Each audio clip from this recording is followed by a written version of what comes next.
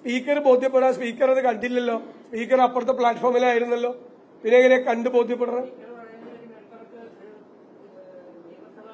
Speaker പഴയ SFIക്കാരനായതാണ്. ഇപ്പോ speaker ആ പദവിയിലാണ് ഇരിക്കുന്നതെന്ന് മറന്നുപോയി. എന്നിട്ട് പണ്ട് ഈ കോളേജിലൊക്കെ ഇതുപോലത്തെ നാടകം ഉണ്ടാക്കില്ല, തല്ലിയെന്നൊക്കെ പറഞ്ഞ് ഇല്ലാത്ത കെട്ടൊക്കെ കെട്ടി വരുമല്ലോ ചിലര്. അതുപോലത്തെ ഒരു നാടകം അദ്ദേഹമാണ് ഉപദേശിച്ചെങ്കിൽ ഞാൻ ഒരു സലാം പറഞ്ഞിരിക്കുന്നു സ്പീക്കറോട്.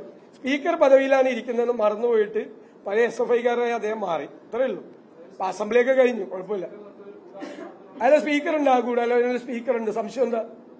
സ്പീക്കറായിട്ട് കൂടി ആലോചിച്ചിട്ടാണ് മൊത്തം തിരിയുന്നത്. അപ്പുറത്തെ പ്ലാറ്റ്ഫോമിൽ എത്തുന്നവരെ ഒരു കുഴപ്പമില്ല. കൂളായിട്ട് എല്ലാവരോടും സംസാരിച്ച് അലോ പറഞ്ഞു പോവാ. അത് കഴിഞ്ഞിട്ട് അവിടെ ചെന്നപ്പോഴാണ് പെട്ടെന്ന് ഇത്. പിന്നെ എല്ലാവരും പറഞ്ഞു നിങ്ങൾ ഈ പാട് എന്ന് പറഞ്ഞിട്ട് ഒരു പാട് എല്ലാവരും ഇന്നലെ കാണിച്ചു. സോഷ്യൽ മീഡിയ ഒക്കെ ഉള്ളതുകൊണ്ട് രക്ഷപ്പെട്ടു. പല ദിവസത്തെ പരിപാടിയിൽ ആ പാടുണ്ടായിരുന്നതുകൊണ്ട് രക്ഷപ്പെട്ടു. ഇല്ലെങ്കിൽ KSU പ്രവർത്തകർ കത്തി വെച്ച് കുത്തിയെന്ന് പറഞ്ഞ കയ്യിൽ. അല്ല, സ്ഥാനാർത്ഥി നയം തെരഞ്ഞെടുപ്പ് നമ്മൾ ഉദ്ദേശിച്ചത് മാർച്ച് 1-ാം തീയതിക്ക് ഉണ്ടാവുന്നതാണ്.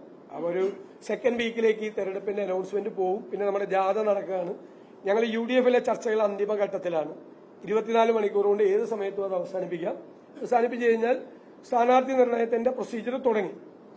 സ്ക്രീനിംഗ് കമ്മിറ്റി അതിന്റെ പ്രവർത്തനങ്ങൾ ആരംഭിച്ചു. ഞങ്ങൾ ഇനി സ്ക്രീനിംഗ് കമ്മിറ്റി ചേരും. അതിൽ ഞങ്ങളെല്ലാം പങ്കെടുക്കും. അതിനുശേഷം വളരെ സ്മൂത്തായിട്ട് 2 ഘട്ടമായിട്ട് കേരളത്തിലെ സ്ഥാനാർത്ഥികളെ കോൺഗ്രസ് പ്രഖ്യാപിക്കും, ഘടകകക്ഷികളും പ്രഖ്യാപിക്കും. അല്ല, അത് പറയാറായില്ല.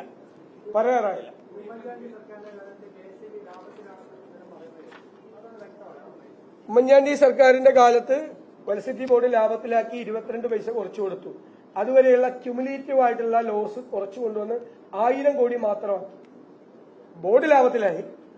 പണ്ട് മുതലേ ഉണ്ടായിരുന്ന നഷ്ടം കുറച്ചു കൊണ്ടുവന്ന് 1000 കോടി രൂപയുടെ നഷ്ടം മാത്രമാണ് അതുവരെ ഉണ്ടായത്. ക്യുമുലേറ്റീവ് ലോസ് മുഴുവൻ കുറച്ചുകൊണ്ടുവന്നു ലാഭത്തിലാക്കി ബോർഡ്. ഇപ്പൊ എന്താ പറ്റിയെന്ന് പറഞ്ഞാൽ, പറ്റാനുള്ള പ്രധാനപ്പെട്ട കാരണം ഉമ്മൻചാണ്ടി സർക്കാരിന് വിശദം ചോദിച്ചുകൊണ്ടാണ്. ഉമ്മൻചാണ്ടി സർക്കാരിന്റെ കാലത്ത് 4 രൂപ 29 പൈസയ്ക്ക് പുറത്തുനിന്ന് വൈദ്യുതി മേടിക്കാൻ ഉള്ളൊരു എഗ്രിമെന്റ് ഉണ്ടാക്കി. ആദ്യത്തെ കൊല്ലം ഞങ്ങളുടെ ഗവൺമെന്റ്, ലോങ് ടൈം 25 വർഷത്തേക്ക് ആദ്യത്തെ കൊല്ലം ഞങ്ങൾ വാങ്ങിച്ചു, ഞങ്ങളുടെ ഗവൺമെന്റ്. പിന്നെ 7 കൊല്ലം CPM വാങ്ങിച്ചു. ഈ ഗവൺമെന്റ്, CPM അല്ല, ഈ ഗവൺമെന്റ്, CPM ഭരിക്കുന്ന ഗവൺമെന്റ് വാങ്ങിച്ചു.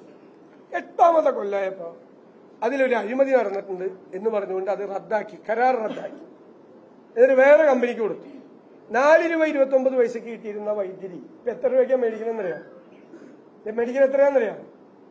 8 രൂപ തൊട്ട് 14 രൂപ വരെ ഒരു യൂണിറ്റിന്. 3 ഇരട്ടി കൂടുതലാണ് മേടിക്കുന്നത്. ഒരു ദിവസം 20 കോടി രൂപയുടെ നഷ്ടം ആ ഒരു കാരണത്തിന്റെ പുറത്ത് വന്നുകൊണ്ടിരിക്കുകയാണ്. അതുകൊണ്ട് മനസ്സിലായി.